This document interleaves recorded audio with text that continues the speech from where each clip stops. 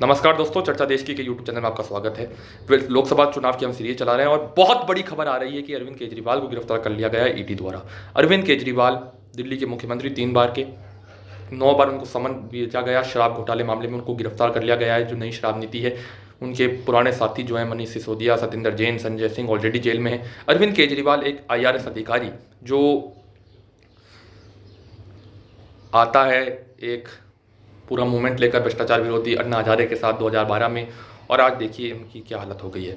अब अरविंद केजरीवाल का कहना है कि केस ही झूठा है, पॉलिटिकल साजिश है, क्योंकि दिल्ली में बीजेपी उनको हरा नहीं पा रही, इसीलिए साजिश रच रही है बीजेपी। क्या आपको लगता है दोस्तों कि ये पॉलिटिकल साजिश है? क्या ये पूरा केस झूठा है?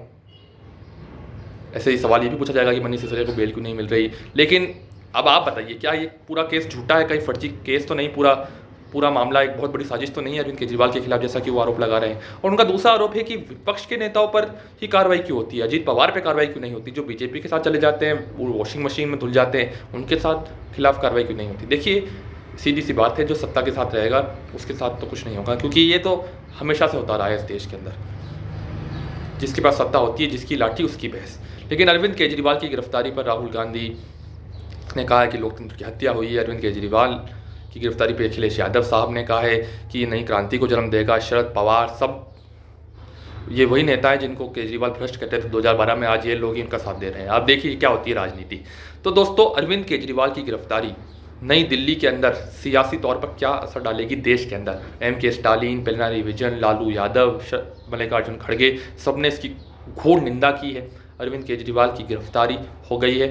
दिल्ली के मुख्यमंत्री अरविंद केजरीवाल, जो कि अपने आप को कट्टर ईमानदार बताते हैं, अभी भी कहते हैं कि कट्टर ईमानदार है, उनका जीवन तो देश के लिए समर्पित है, पूरा मामला ही झूठा है, एक पॉलिटिकल साजिश है। आपको क्या लगता है, क्या ये केस झूठा है? अगर झूठा है तो मनीष सिसोदिया को बेल क्यों नहीं मिल रही, ये भी सवाल उठना चाहिए। सत्येंद्र जैन को बेल क्यों नहीं मिल रही? वो तो 1-2 साल से जेल में है।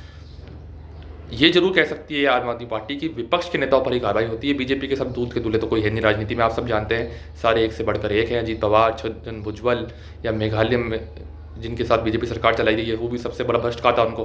तो ये तो देखिए राजनीति है, जो सत्ता के साथ रहेगा वो मलाई खाएगा, इसमें तो कोई शक ही नहीं है। और आप देख ही सकते हैं दिल्ली में क्या हुआ। एक IRS अधिकारी अन्ना हजारे ने भी उनके बात की है कि उनको कर्मों का फल मिला है। कुमार विश्वास ने इसकी तारीफ की है ईडी के इस फैसले की। लेकिन चुनाव के समय आचार संहिता लगने के बाद टाइमिंग पर जरूर सवाल उठेगा अरविंद केजरीवाल की गिरफ्तारी पर दोस्तों।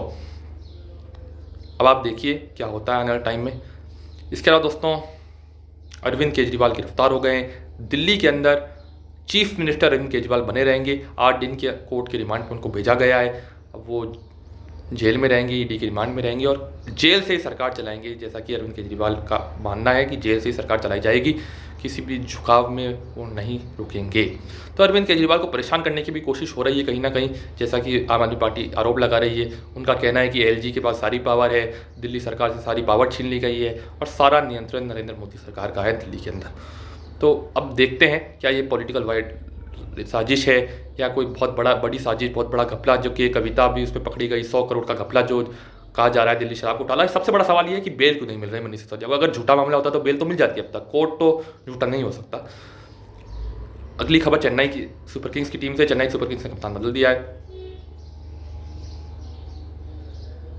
ऋतुराज गायकवाड़ चेन्नई के कप्तान होंगे और व्लादिमीर पुतिन एक बार फिर रूस के राष्ट्रपति बन गए। व्लादिमीर पुतिन अब वेस्ट के लिए आने वाले समय में बड़ी दिक्कत आएगी और नाटो देश इससे बिल्कुल खुश नहीं है। उनका कहना है कि पूरा तानाशाही सिस्टम है और रूस में तो एक व्यक्ति 2036 तक वो शायद राष्ट्रपति रहेंगे, व्लादिमीर पुतिन साहब।